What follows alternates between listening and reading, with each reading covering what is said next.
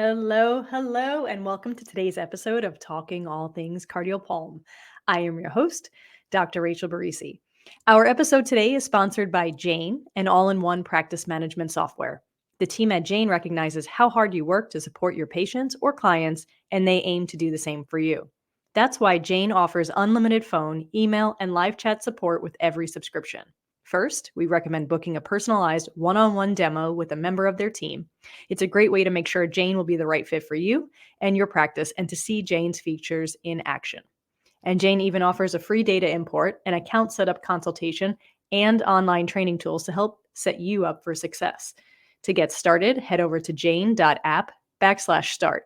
Their team would love to connect with you to see how Jane could help you and your practice.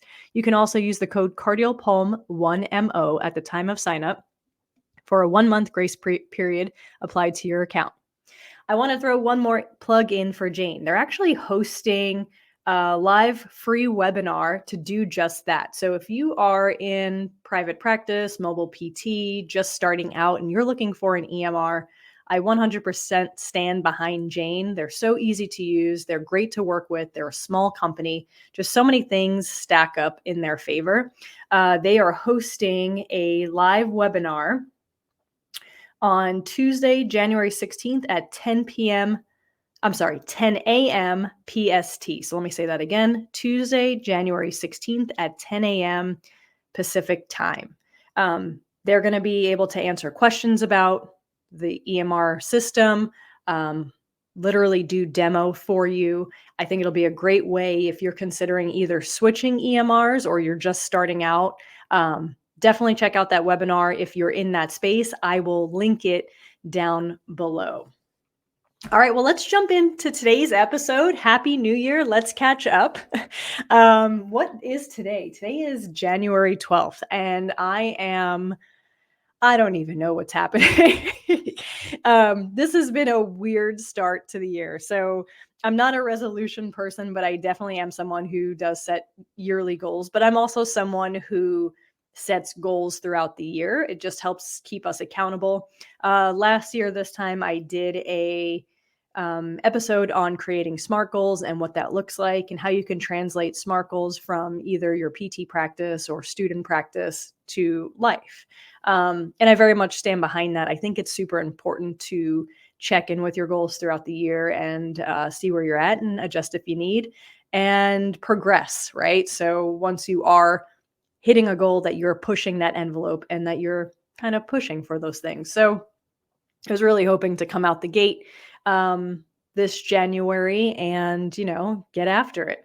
And the universe had different plans for us. So Nikki got sick and I thought it was going to be me, right? I had just traveled from New York. I did the flight. I am very cautious. I do mask on planes. But, I have loosened so many restrictions that it's inevitable. But I figure even before COVID, I would always get sick when I flew. So I just take that precaution. 3 hours in a small vessel is high possibility. So I was surprised that it wasn't me. And it was Monday. And I looked at Nikki and I said, "You're getting stuffy." And she's like, "No, no, no." I was like, "Okay, here we go." And sure enough, Tuesday, it hit her hard and fast. Wednesday morning, I was like, maybe I got a little sore throat thing starting, not really sure. Thursday, I felt fine. I was like, okay, I may have just totally bypassed this. Friday, it hit me like a ton of bricks. We were pretty just down for the count for the whole week. We don't do that very often where we're just like watching movies for multiple days in a row, but we literally were horizontal for damn near 7 days. When she was bad, I was okay. When I was bad, she was okay. So it was a good trade-off in helping each other make dinner and, doing all those things.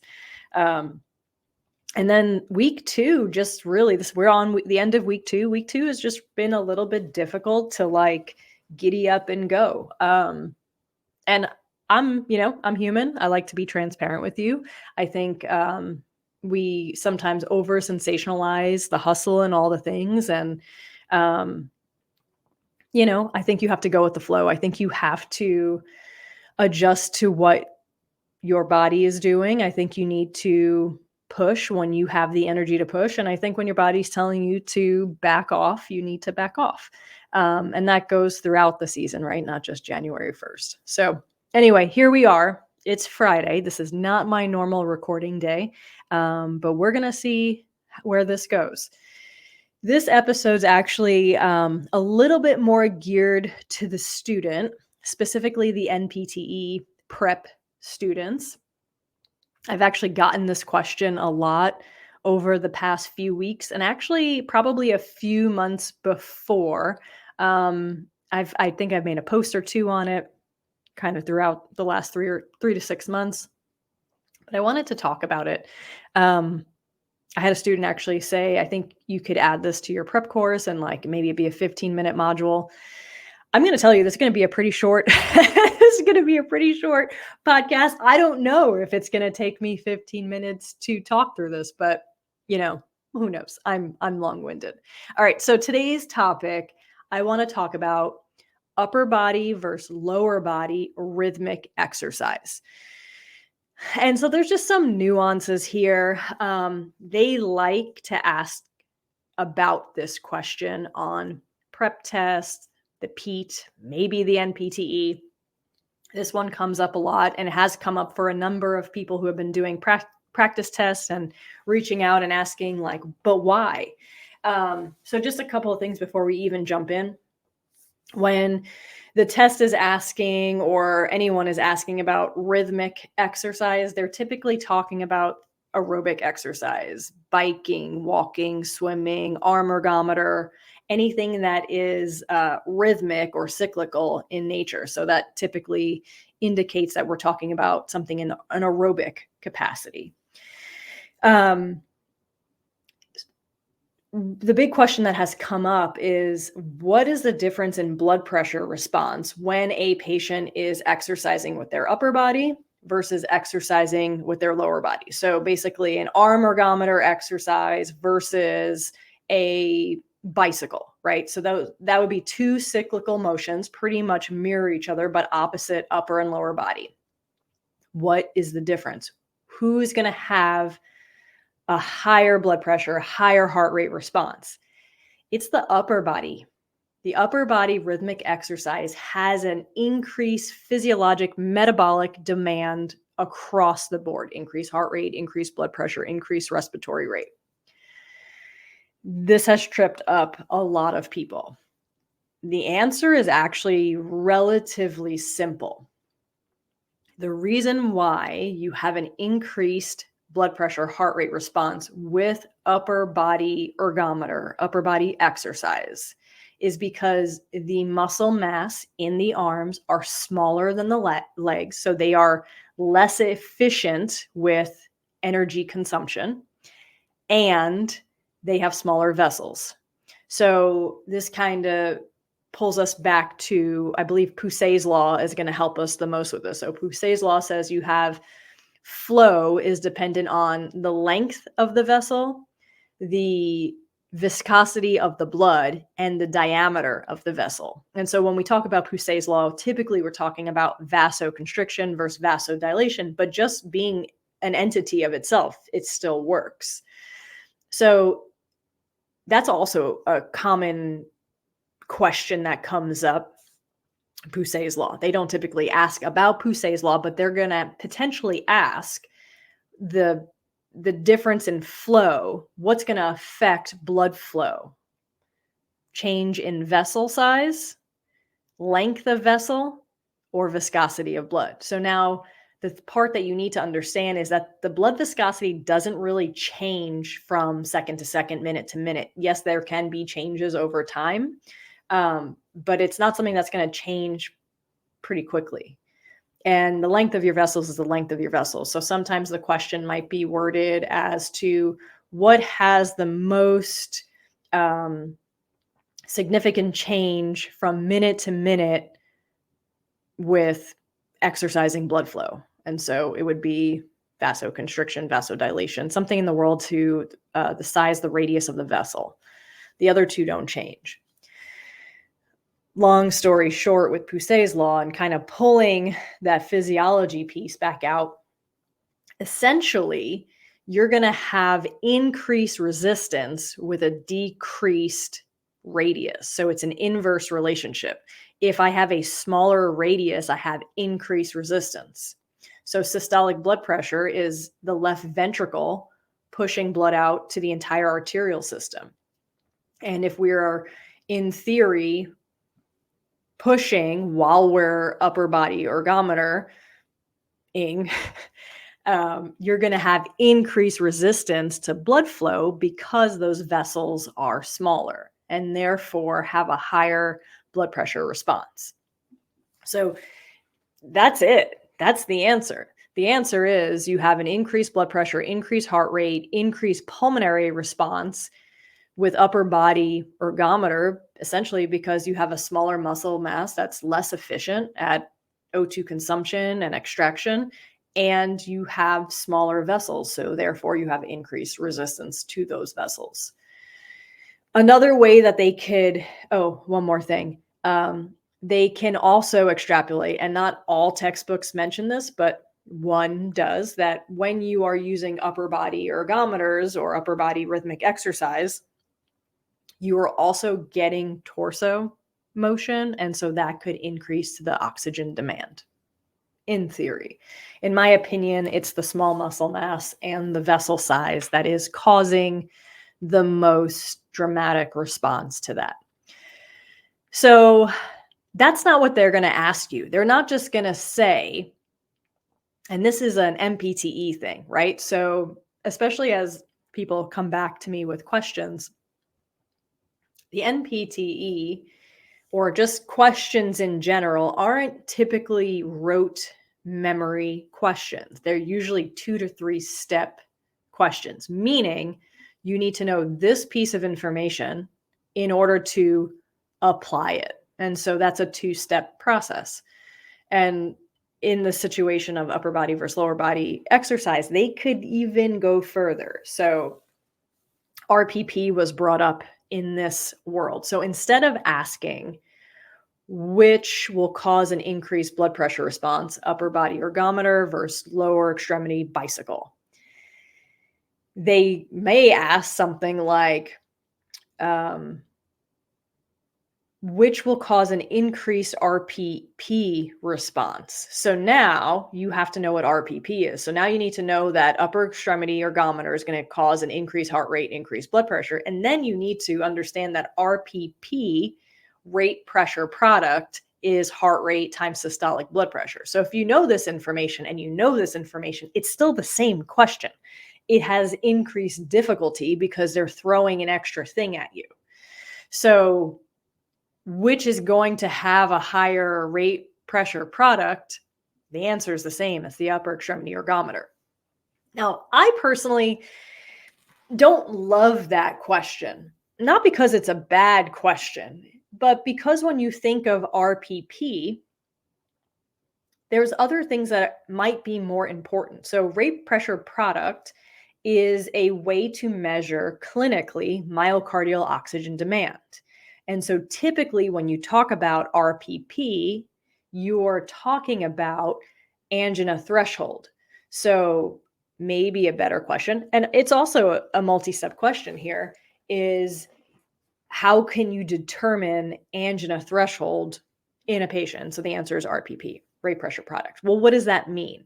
That means that if I have a patient on a Bruce protocol and I have them increasing grade and speed every 3 minutes, and I'm assessing heart rate, blood pressure each increment, then I'm going to know if it's a symptom limited exercise stress test. Symptom limited meaning the exercise stress test is over when the patient starts having symptoms, which in most cases is angina. So if you have a patient who's performing a Bruce protocol, you could ask, at what myocardial oxygen demand did the patient experience angina? And then the answer could be something like rate pressure product. And it could be literally the math for heart rate times systolic blood pressure. Now, my mentee was sitting for the CCS last year asked me a really good question. She's like, "You always make a big deal about RPP and myocardial oxygen demand and how it can help predict angina," which is really a cool thing, right? Like if you're in um, cardiac rehab, in theory, you could predict when angina is going to occur based on historically where their heart rate and systolic blood pressure hit at what myocardial oxygen demand in real time. But the actual applicability to that isn't as, I don't know, isn't as applicable clinically. So in theory, you would do heart rate times systolic blood pressure, and you're going to get something like 6,000, right? So unless you are calculating where that myocardial oxygen demand is, you're not going to actually know if they're approaching angina threshold. Typically, we say maintain angina threshold less than 10 beats from that mark. So off of their Bruce protocol, wherever their max heart rate was, you're going to basically stay off 10. In the world of RPP, from an NPT perspective and just life, the main thing about RPP is that it helps predict myocardial oxygen demand, which can help predict angina. The question about upper body ergometer is still asking about myocardial oxygen demand. And I think that was maybe the verbiage, like, will upper body versus lower body cause a higher myocardial oxygen demand? So you have multi-step things coming in with that question. Anytime you are sitting for a question, what I recommend for students to do is, number one, read the whole question, because more times than not, mistakes are made because you either have test fatigue or you just, you're going too fast and you don't really read the question.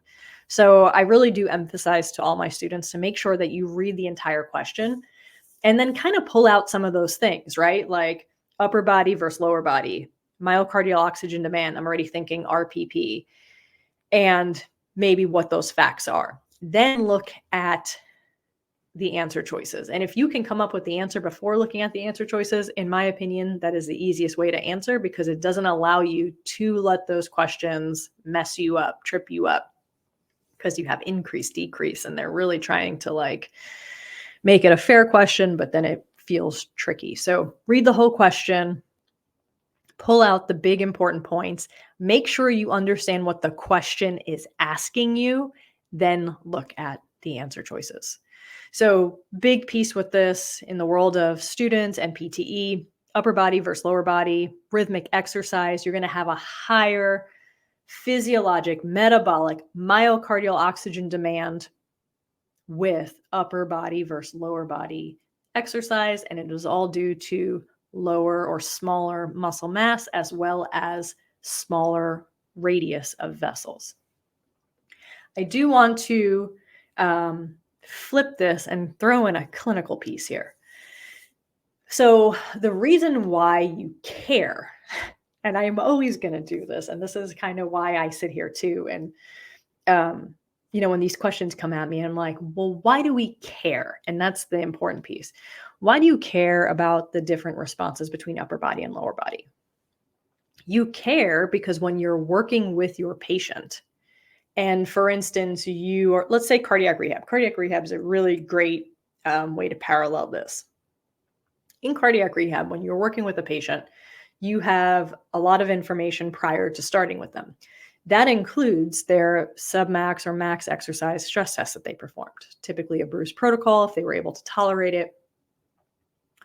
And from that, you're going to have their true max heart rate, not their theoretical 220 minus age. From that real max heart rate, you can have a few pieces of information. One, keep them under angina threshold if you have that. You can also do percent of target heart rate, which is what we typically do in cardiac rehab, except for patients with beta blockers. So if you have a patient, and typical moderate intensity for cardiac rehab is 60 to 80% of max heart rate, you need to understand that when your patient is on the arm ergometer in their circuit training, they may hit that target heart rate faster than if they are on the bike or the treadmill. And so as you are progressing them, it is important to understand the level of intensity that you're adding, the speed in which they're going, and to understand that you may have to coach them to back off on speed or not increase the intensity as quickly, whatever it might be. And if you're like, why is his heart rate jumping so high so quick? That's why. So clinically, it's actually a really important piece to know. Now, here's some things about the upper body. I personally love an arm ergometer. I think it's underused in the inpatient setting, like in the hospital setting. I love me an arm ergometer. Get me an arm ergometer in the ICU. We'll get back to that. But when you're in cardiac rehab, you have to monitor the patient throughout. And so there are two things about the arm ergometer that were typically tricky. Number one, when you are cycling with bilateral upper extremity, if you're on YouTube, you can actually see me moving my arms, you're going to get chest motion. And so now all your patients are on telly. The one issue you do have with these patients is that you get a lot of noise from their telemonitor. And so it might be more difficult to track their target heart rate because there's constantly noise. I do have to say, sometimes you have to stop them to make sure that you're in a good spot. And typically that's what we did at the 5-minute mark versus just documenting it at the 5-minute mark, because you want a true and accurate reading. Same is true for blood pressure. If the person's on the treadmill, you can technically take that blood pressure while they're walking. And you don't have to fully stop at that 5-minute mark. On the arm ergometer, if you don't stop, now you have your person one arm ergometering, I've made up a new word, while you're checking blood pressure on the left. So now you have noise from that movement because there will be more movement. And now you're asking one arm to continue doing the work that two arms were doing. Having a hard time with English today. So you're literally doing double the work. What I do recommend is just have them stop at that 5-minute mark when you're reassessing so you can get a true value. Otherwise, that person might end up quitting or hitting their, target heart rate or maxing their heart rate with that one arm period while you're assessing blood pressure. So that's just a clinical piece. Let's go to the underutilized. In the inpatient setting, I love using arm ergometers, especially if you're in the ICU. So if you're a person that is like stationed in the ICU and you ever have the opportunity to bring equipment in, things like that, get a couple of arm ergometers. They're super cheap, they're portable, and they can be very helpful in helping your patient increase aerobic demand while they're in bed. So even if they're not physically capable of tolerating an upright position, but they can physically move bilateral upper extremity, get them on that arm ergometer. And now beware that their heart rate response will peak pretty quick. I have had patients in the ICU as well as pulmonary rehab do intervals of 30 seconds, 1 minute, or even inpatient, I should say. Heart failure, COPD, ICU on vent. Get them getting some aerobic exercise in there. And then you don't have to also combat gravity. And, not or, right? So you can't do this, but maybe I can do that. Get the most out of your patient. Arm ergometer, do not sleep on it. POTS. My POTS patients. I'm going to do a POTS case maybe later this month, maybe later this year. I was going to do a POTS case at pre-con, but pre-con got canceled. So I'll bring back POTS. I know I did my story, but I was going to do it a little bit more systematic about pathophysiology and signs and symptoms and all that stuff. I like to use arm ergometer with patients with POTS. Why? Because if they're asymptomatic in sitting, you can get more activity out of them and actually have increased muscle contraction, increased blood flow, increased heart rate in a seated position. that can help then when they are upright. And that can also be a progression. I have also had patients do standing arm ergometer, which brings me to my next patient population that can very much benefit from this, and that is my patients with amputations. So I've had a number of patients come through cardiac rehab that also have severe PAD, and some had amputations. Some had prosthetics and some did not. I also saw lots of patients in the inpatient setting, but we had a gym that we can treat our inpatients in, as well as CLC at the VA, which was basically a subacute setting.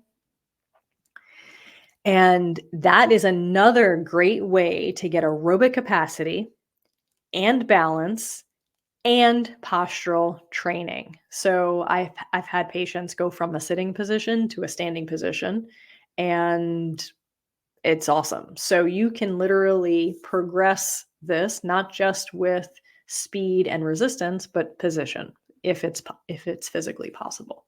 So don't sleep on that arm ergometer. And it's not, not enough. It's actually going to give you a higher blood pressure, heart rate response. So you actually need to kind of pay attention that they don't overdo it more quickly, which I think people can underestimate.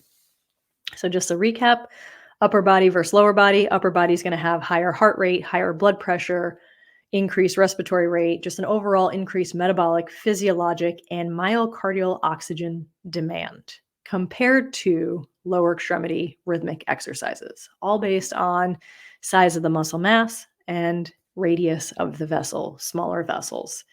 Overall, if you were to talk about VO2 max, and I don't know if I mentioned this one yet, so this is my last fact. If you cannot compare. So if you do a submax stress test with two people or same person, let's do same person for ease, the VO2 max on an arm ergometer versus a treadmill is going to be about 25% less in the arm ergometer. And so I hope that's tracking for you. You're going to increase heart rate more quickly, more exaggerated, therefore quit sooner. So you're just less efficient. Okay. So upper body versus lower body, you're going to have a decrease in VO2 max by about 25% or so. So just one last piece of information there. Okay. For my students, I hope that answered that question and thought process. For my clinicians, I hope this was helpful for you. I hope it gave you another piece of information to utilize in your day. I hope that you maybe think about bringing an arm ergometer into the ICU or your inpatient patients. So great for anyone with lung disease who's having dyspnea with exertion. It's a great way to increase aerobic capacity to some extent. It's also wonderful for heart failure patients, and all of which you're doing with interval training, right? And eventually progressing, hopefully, to something more steady state, which I think is fantastic. So utilize the things that are at your disposal. Do not underestimate something that is portable. It can be super beneficial for a number of patients and actually help you progress them more quickly once you add in another piece of that trifecta. All right, so I hope that was helpful for you. If this was, share it with a friend, share it with a colleague, drop me some stars, maybe write a review. All of that helps. And reach out to me. If anything lands, let me know. If you have more questions, please let me know. I am always looking for more content, more things to talk about. The list is endless, but when it's more important to you, it's more important to me. So if you have any questions, reach out to me via text at 913-308-4494 or DM me on Instagram at allthingscardiopulm_between all things and cardiopulm. All right. I hope you all have a wonderful day, and whatever you have to do, get after it.